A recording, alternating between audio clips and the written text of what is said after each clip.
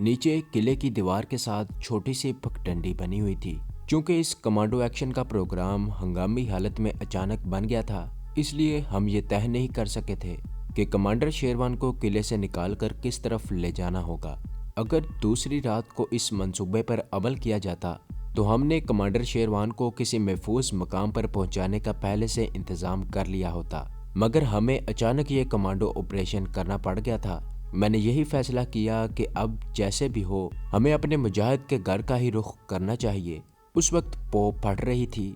थोड़ी देर में दिन का उजाला होने वाला था और किले के अंदर पंजाब पुलिस के 3 सिपाहियों की लाशें पड़ी थीं और नीचे वाली दोनों लाशों का तो फौरन ही पता चल जाना था और फिर पुलिस को कमांडर शेरवान के फरार का भी इल्म हो जाना था और उसके बाद अमृतसर शहर में एक तरह से हंगामी सूरत हाल पैदा हो जानी थी और पुलिस के साथ मिलिट्री इंटेलिजेंस और मिलिट्री पुलिस ने भी जगह जगह हमारी तलाश शुरू कर देनी थी।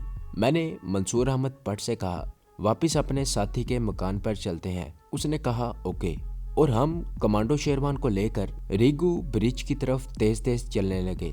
कमांडर शेरवान की हालत बता रही थी कि उसे वहशियाना तशद्दुद का निशाना बनाया गया है, लेकिन वो भी उस वक्त हमारे साथ चलता रहा।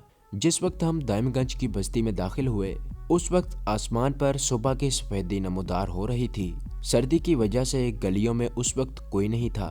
मैंने मुजाहिद के मकान पर आकर दस्तक देने की बजाय दरवाजे को अंदर को धकेला। दरवाजा खुला था। मुजाहिद ने हमें कह दिया था कि दरवाजे को मैं अंदर से कुंडी नहीं लगाऊंगा। हम तीनों मकान की ड्योढ़ी में दाखिल हो गए। ऊपर मुजाहिद जाग रहा था। उसने आवाज दी, कौन है? मैंने कहा हम हैं।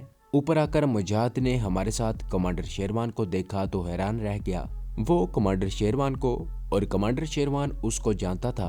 उसने कुछ सोचे बगैर जल्दी से चारपाई पर बिस्तर ठीक किया। हमने कमांडर शेरवान को लटा दिया और ऊपर कंबल डाल दिया। कमांडर के चेहरे पर इंतहाई नकाहत तारी थी। उसकी बाएं गाल पर सिगरेट से जलने के कितने ही निशान थे। निचला होंठ सूजा हुआ था। उसने मुस्कुराते हुए मुजाहिद से कहा, तुम सब ने बड़ा काम किया है, अल्लाह तुम्हें इसका अजर देगा। इसके बाद कमांडर पर गशी तारी हो गई। मुजाहिद को हमने सारा किस्सा सुनाया तो वो बोला, तुम लोगों ने ठीक वक्त पर सब कुछ किया। हमने कमांडर की तरफ देखा। वो बेहोश हो चुका था। उस पर बड़ा घिनौना तशद्दुद किया गया था। उसकी गर्दन पर भी जख्म के लंबे लंबे निशान थे।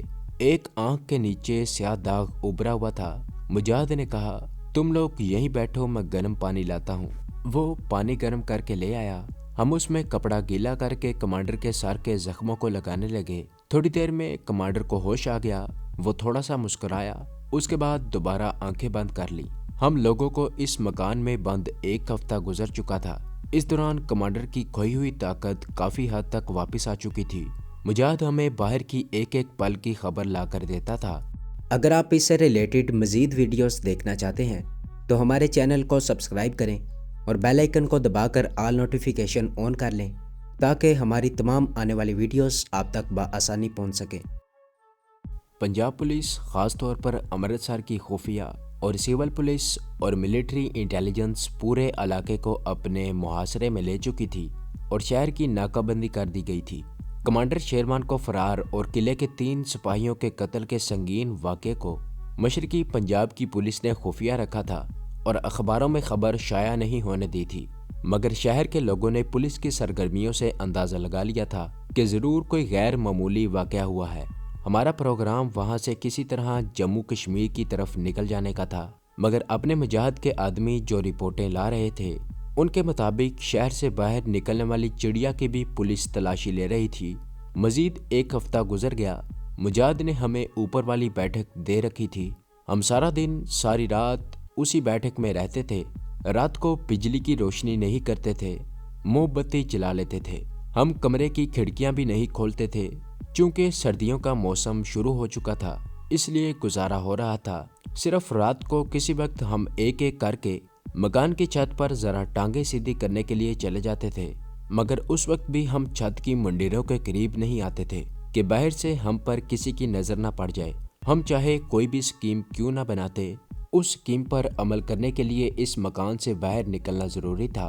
और इस मकान से बाहर निकलना और फिर शहर से बाहर निकलने की कोशिश करना, ये एक खतरनाक अमल था और हमारे पकड़े जाने का खदशा बिल्कुल यकीनी था। क्योंकि पुलिस शहर में जगह जगह अजनबी आदमियों को रोककर उनकी तलाशी ले रही थी। मुजाहिद ने हमें बताया कि पुलिस शक व शुबे में अमृतसर के कई कश्मीरी मुसलमान को गिरफ्तार करके ले गई है। ये कश्मीरी वहाँ बरस हा बरस से मेहनत मजदूरी कर रहे थे। रात के वक्त भी बकौल अपने मुजाहिद के शहर के बाजारों, रेलवे के पुलों और शहर से बाहर जाने वाली सड़कों पर तो खास तौर पर पुलिस ने नाका लगाया हुआ था और शहर से बाहर कोई बस, कोई रिक्शा, तांगा गाड़ी और पैदल सवार तलाशी लिए बगैर वहां से नहीं गुजर सकता था।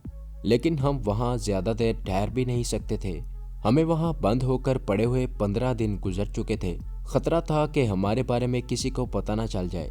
ये इलाका वैसे भी उस इलाके के करीब था जहां से हम कमांडर शेरवान को निकाल कर ले आए थे और 3 पुलिस कांस्टेबलों का खून भी करके आए थे।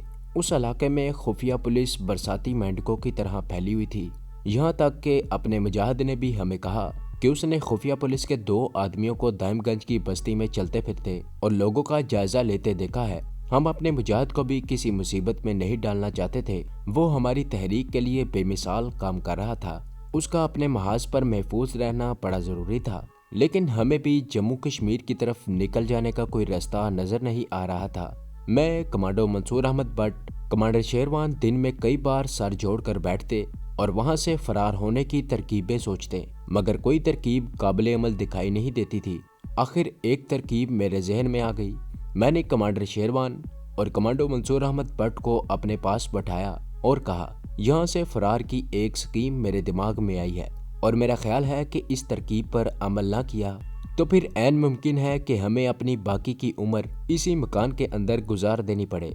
जब मैंने उन्हें अपनी स्कीम बताई तो कमांडर शेरवान ने सर हिलाते हुए कहा, मैं समझता हूँ इस तरह हमारा यहाँ से फरार हो जाने का चांस है। कमांडो मंसूर अहमद भट्ट से भी मशवरा लिया गया तो उसने भी मेरी स्कीम की हमायत की। स्कीम कोई इतनी आसान नहीं थी, उसमें हर कदम पर पकड़े जाने का खतरा था।